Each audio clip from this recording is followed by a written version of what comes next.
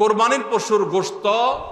এটা আপনি আহরণ করতে গিয়ে মাথায় রাখবেন যে কোরবানির পশুর রক্ত, বুড়ির ময়লা এগুলো যেন আশপাশের পরিবেশটা নষ্ট না করে। আমরা অনেক সময় দেখি কোরবানির ঈদের 2 দিন 4 দিন 5 দিন পর পর্যন্ত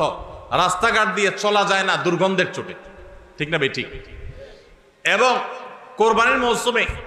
প্রায় বিভিন্ন বছরে দেখি আমরা বন্যা হয়, এই ময়লাগুলো পানির সাথে বিভিন্ন জায়গায় ছড়ায় পড়ে। বিশেষ করে আমাদের বাইরে আশেপাশে রাস্তাঘাট দিয়ে পথচারীরা যখন চলে, আপনার কোরবানির পশুর দুর্গন্ধ, এটার ময়লা, রক্ত এগুলো যদি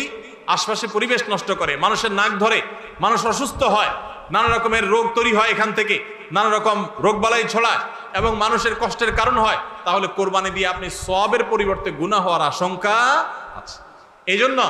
নিজ দায়িত্বে আমার পশুর কোরবানির রক্ত গর্ত করে এমন ভাবে কোরবানি করব যে সব গর্তে চলে যাবে এবং মাটি চাপা দিয়ে দিব